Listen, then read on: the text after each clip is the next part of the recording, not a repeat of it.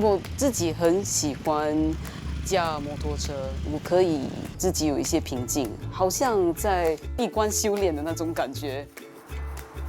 我们驾住方向盘嘛，有那个控制的感觉。我们做人跟做生意也是一样，我们要抓稳那个司机。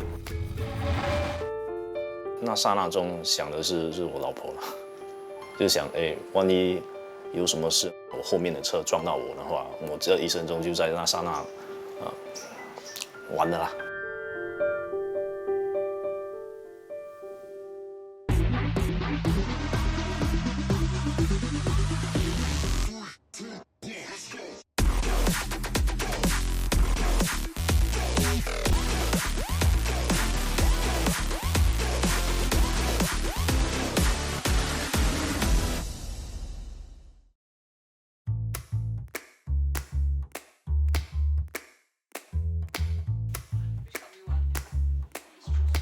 今天的功课做完了吗？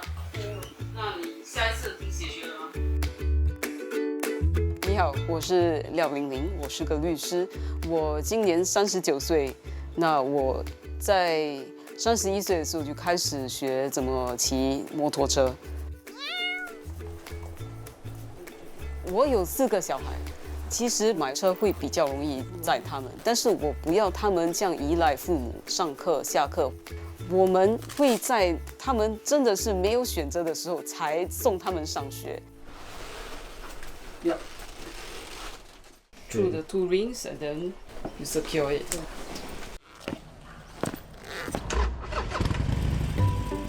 我自己很喜欢驾摩托车，驾摩托车的时候有一种平静还有自由的感觉。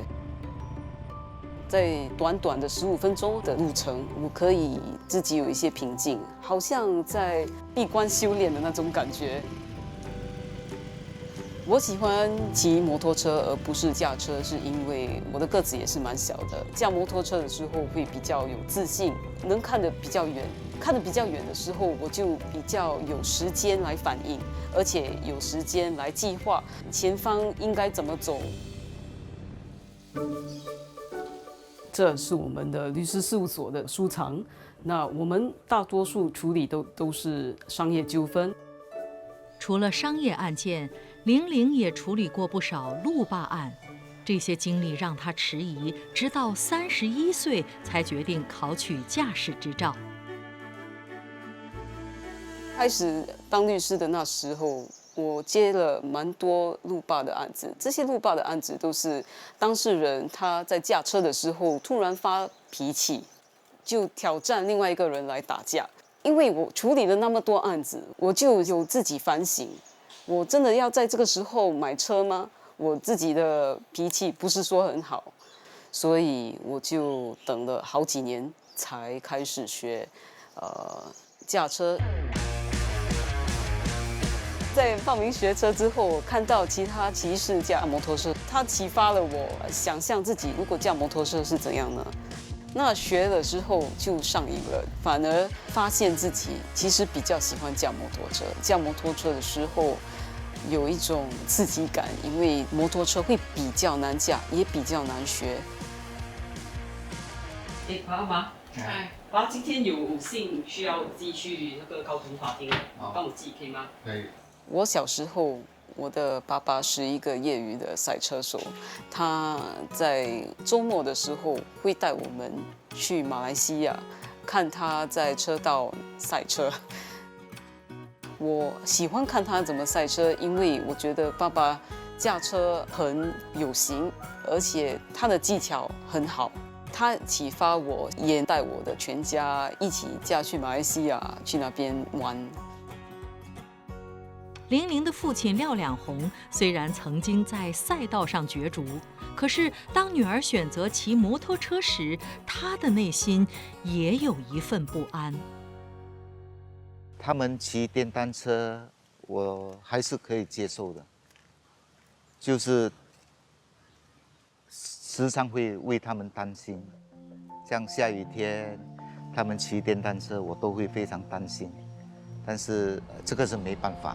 因为毕竟他们必须有自己的自由，我不应该去干涉他们。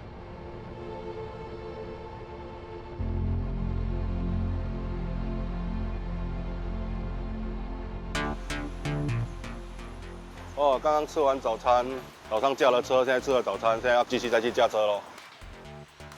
也有可能是因为我小时候搭巴士我会晕车，啊，所以我就比较喜欢开车，自己开车就不会晕车了。哎，我叫邓德贵，我是很喜欢开车的人哦。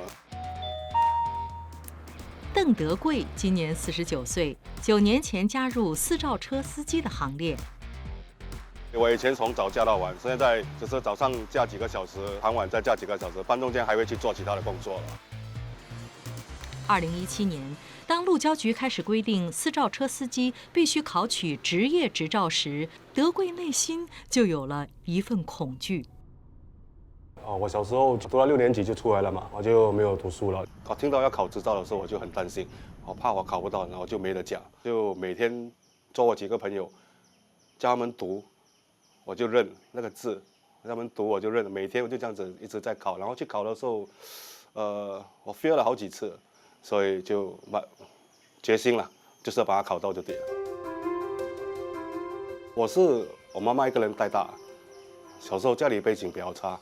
加上自己也不是很会读书，所以在我12岁就开始出来打工，童工了那是。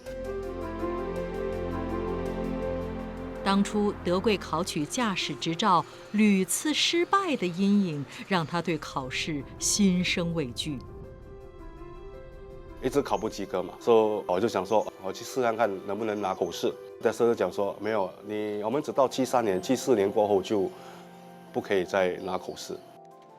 1974年出生的德贵，连续考了好几次笔试都不及格，他只好硬着头皮再次向考官要求以口试作答，最终得偿所愿。他给我去用口试来考，哇，非常开心。我去考一次我就及格了，那个时候我就哇。非常非常的开心，因为我不能识字，我需要一个执照。以前的人就是只要有执照可以开车可以赚钱。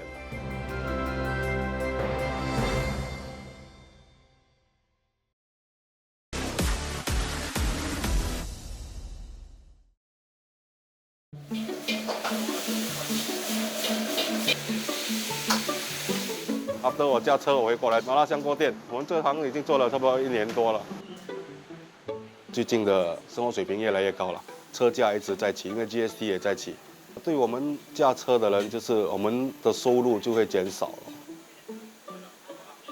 开私照车之外，邓德贵兼顾多项事业，希望今后有多方面的发展，减少经济上的风险。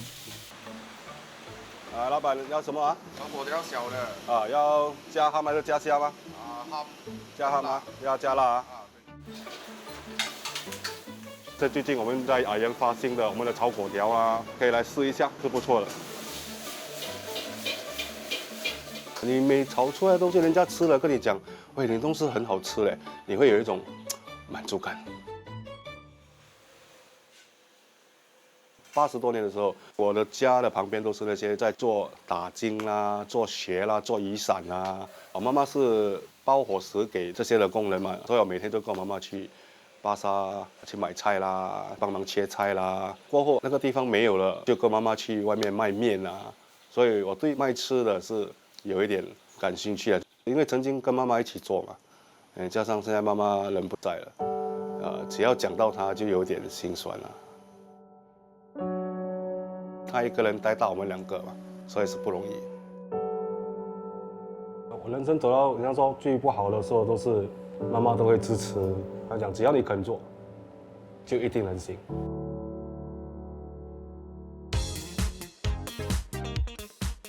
等下我们就会去到这个旧的汤森路。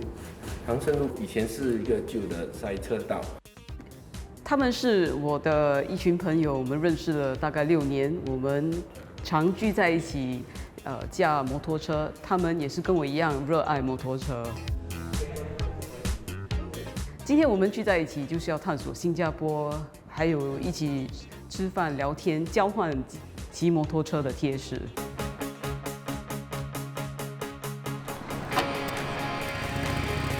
我们会排成一个队形，每一个人都有一个固定的位置。The advantage of a group ride is that you are sheltered. If you stay in the middle of the pack. 在我朋友方面开始越来越多女生的骑手。一般人都会有这个念头，说女性驾驶摩托单车的技术有点差。我觉得应该是上一代的会有这个偏见。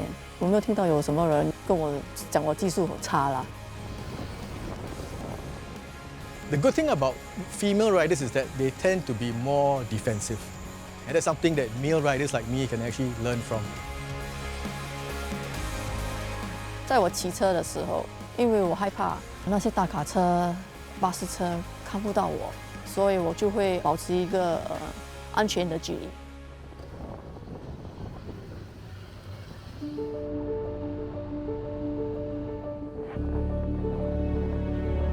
进来那条路的时候，我就看到哇，这里到底是不是一个我们可以进来的一条路？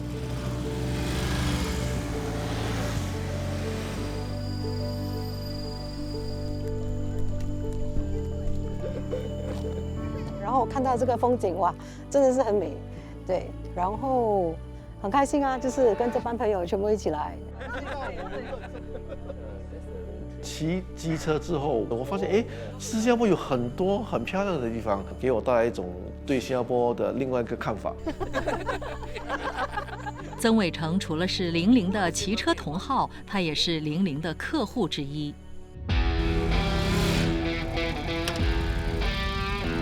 我的名字叫曾伟成，我骑电单车已经6年了，我是新加坡交响乐团的大提琴手。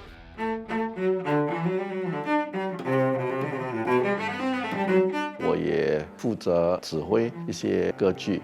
这么多年在交响乐团玩的这些古典音乐，我希望有一些比较不一样的生活的一种体验。经过这个骑车，我认识了另外一组人，那我觉得他们的生活也是蛮有趣的，不可能永远待在那个框子里面。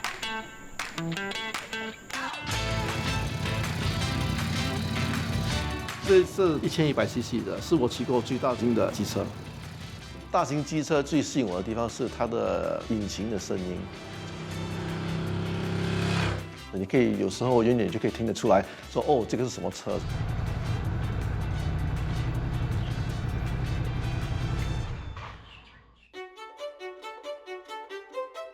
骑机车，我觉得说要保护自己嘛。我这边有3个外套，然后第一个是我每天都用的外套，然后它们都有保护层，这里有一个塑胶，这里也有，就保护你的那个桌跟那个背嘛。然后后面这边还有一块保护层，就保护你的脊椎嘛。一般人就觉得说骑电单车其实很危险，其实我是觉得说危险会有到一个程度，如果你小心的话，我看也不是不能骑的。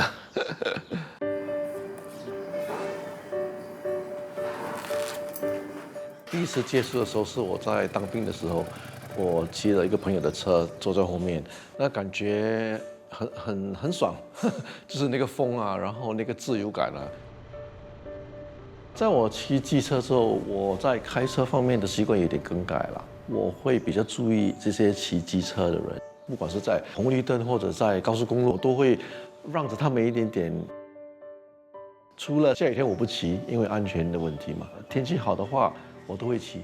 平常的时候我会骑去上班啊，去维多利亚音乐厅。我觉得骑机车很重要一点是，必须克服恐惧感，因为我觉得恐惧会阻碍你的判断力。我其实骑车的时候我什么都不想，因为我觉得说路上总是会有一个危险。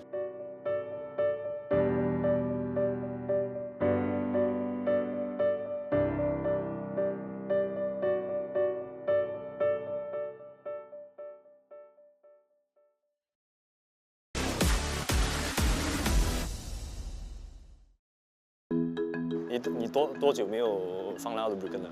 我3个月前刚刚放过一次，所以真的吗？这一次真的，因为每次都是我放，所以你不知道我有放。OK 啦，好啦。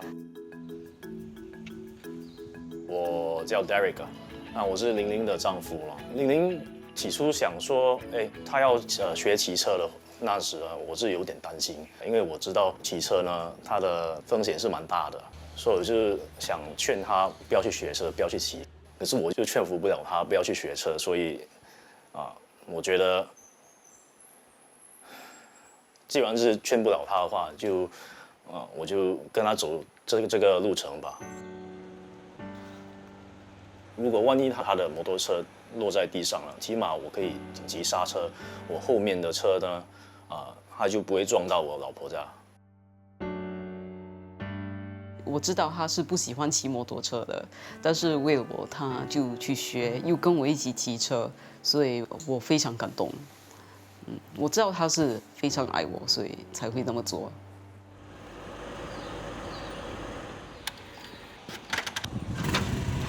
2019年，范宗登下班回家时，却在高速公路上第一次发生了意外。突然有一个车，它的方向灯是有打，只是说他打得太迟，他打的那刹那中，他就把他的车带到我的车道里面。那我不要撞到他嘛，所以我就紧急刹车了。那刹那中想的是我老婆了，就想万一有什么事我摔倒在地上了，我后面的车撞到我的话，我这一生中就在那刹那，完了啦，就是 ending 了。宗登摔伤了左肩膀，必须进行手术。随后的1年多，他通过多次治疗，才慢慢的康复。差不多1年初没骑车，一看到那个车的话呢，我就有点慌啊，也是有点慌。骑上去、坐上去的时候就不敢开。我也是有被车撞过，但是我从来就不需要去动手术，他只是撞了1次就需要去动手术了，所以我是心里有点内疚，也是有点心疼。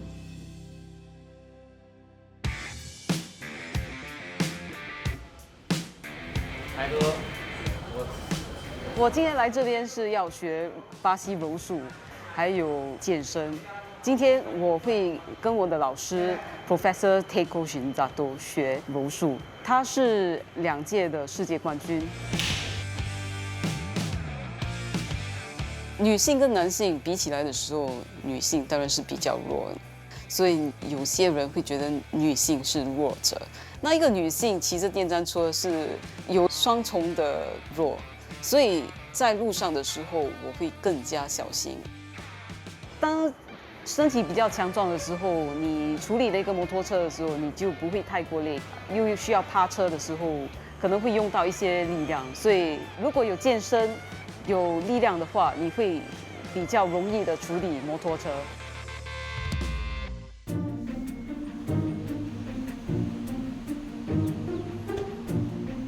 我刚从麻辣香锅那边过来，不过我早上我先去做司机啦，那边做完了那个 lunch crowd。然后我就会过来这里做一些打扫，然后就开始练标。每天都会丢步，每次我就会 aim 这个 target， 因为这是一个 muscle memory game， 所以我们每天都需要练习。在玩飞镖的时候，我们练我们的心情嘛，就是我们要平静下来，就像我们驾车也是一样。有的人驾车，为什么人家一轰他们就不可以了，他们就要踩油啊，跟人家轰回啊。我们就需要平静下来，这样的话就不会出车祸啊。邓德贵也是名飞镖选手，曾经在东南亚排行前10名。2017年，他和朋友开设这家飞镖酒吧。我开这个吧，每个人进来，他们都会感觉说，我们这边都是很像我自己家这样，每个人都是朋友。但我觉得说，我们出来社会赚吃的人，就一定要交朋友。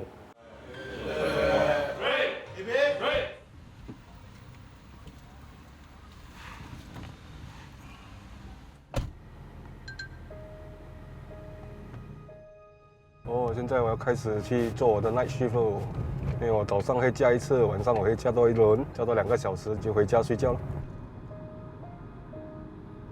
我们所说，我们驾住那个方向盘嘛，所以我就喜欢有那个控制的感觉，跟做生意也是一样，我们要抓稳那个时机。现在我做这样多东西嘛，未来就是看能不能提早退休啦。这是每个人的想法，不过新加坡是。不是不行，是有点难。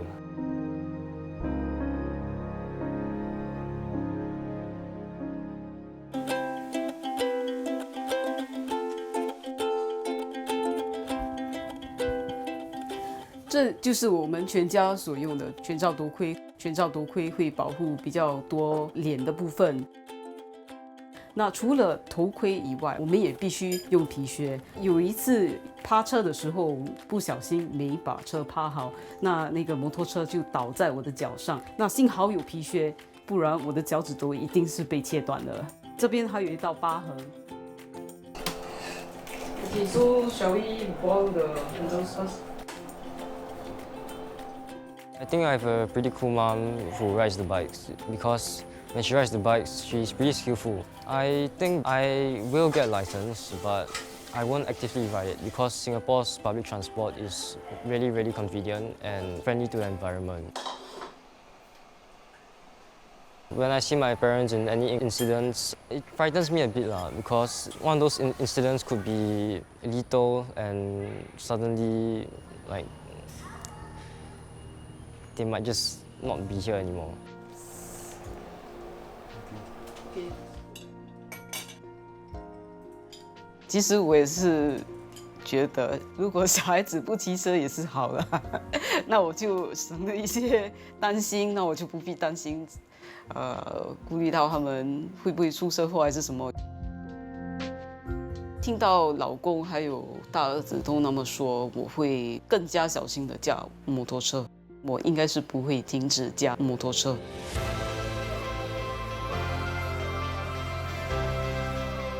我的梦想是，如果其中一个小孩子学会怎么驾摩托车的话，那我们全家6个人就可以骑着3辆摩托车去马来西亚一起去游玩。